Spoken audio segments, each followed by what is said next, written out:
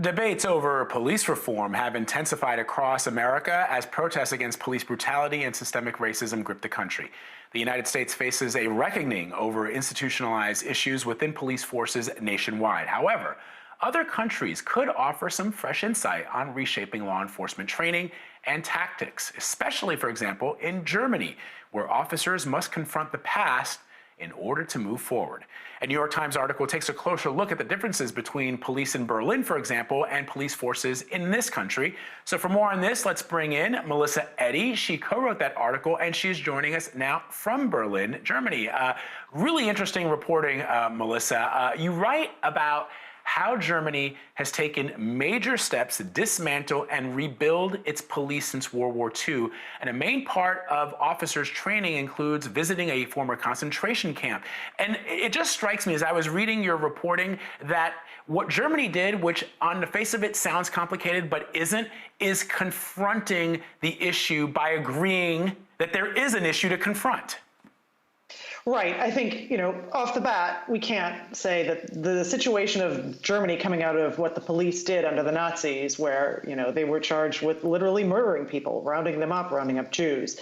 It is not the same situation as what is going on right now in the United States or what the police in the United States have ever done. However, where the parallel is that when World War II was over and the Allies were there with a police force that needed restructuring, what did they do with it?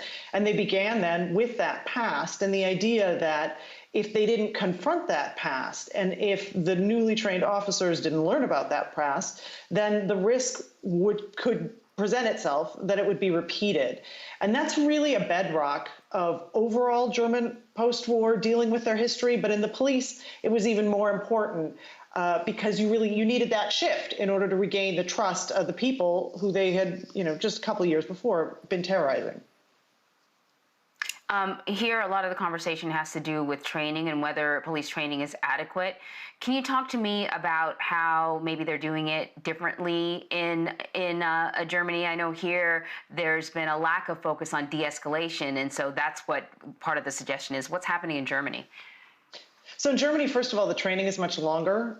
Trainees go through at least 2.5, if not 3 years of training. And that training is really in depth on legal issues, but also on issues of democracy, sociology, knowing the communities that they're policing from whether they're communities of color or, there's also Russian communities here, making sure that they are founded and have a good solid grounding in the people that they will be responsible for. And then at the same time, there's a real emphasis on de-escalation. If you're a policeman in Berlin, it's very likely you're going to wind up on the front lines of some kind of a demonstration, and the police do get targeted.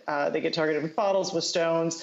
But at some point, they realized that pushing back too hard was actually not the way to bring about a more peaceful situation. And so the emphasis has really been on how to respond in a situation to keep even two violent groups, the left and the right, from attacking each other when you have political protesters out in the street, and at the same time, ensuring that the police themselves also remain safe so that they can protect the other people, who are living in these communities. Melissa, one of the lines that really struck me in your reporting, and it sort of harkens back to the first question that I asked you, is one of the sources that you spoke to says that institutions like the police can change if a society's values change. And I thought that was just really, what this is all about, right?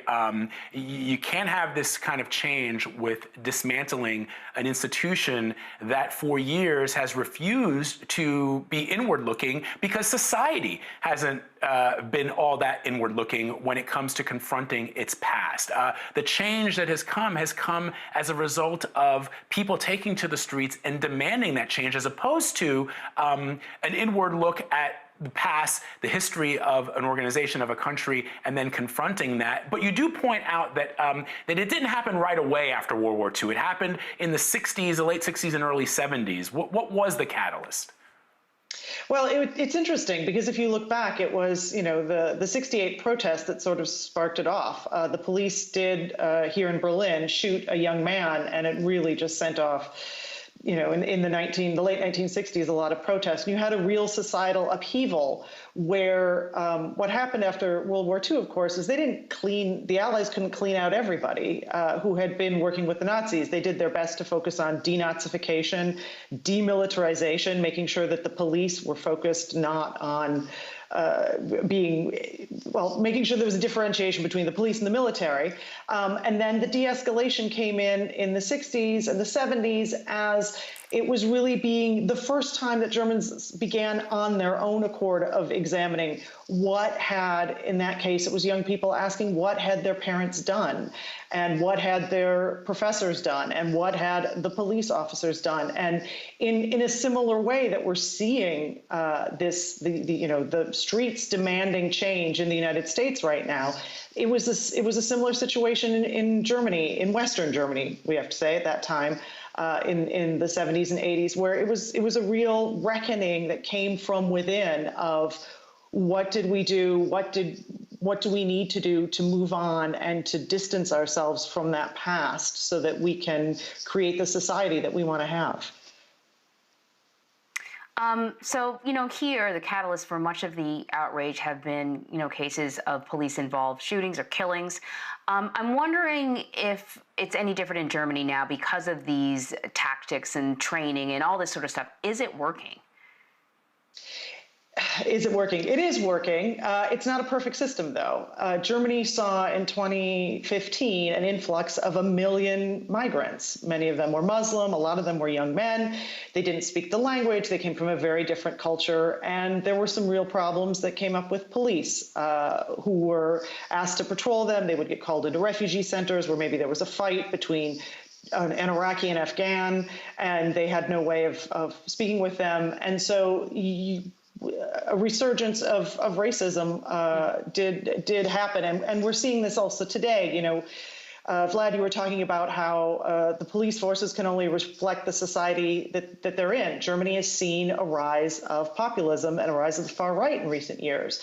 And that, of course, is now seeping into the police forces as well. And there have been cases of police getting together over WhatsApp and then targeting a Turkish lawyer who is representing somebody who claims that they were abused by the police, and the police are then targeting this victim's lawyer. And at the same time, the police as an institution now are beginning to respond to that. They're setting up hotlines for officers who see wrongdoing within their own ranks so that they have a place to call. And because often if you confront within the ranks, it ends up going nowhere. And they're also beginning to focus training of the newest recruits on the idea that as a police officer, you're also responsible for your institution. And if you see wrongdoing within the ranks, you have to call it out.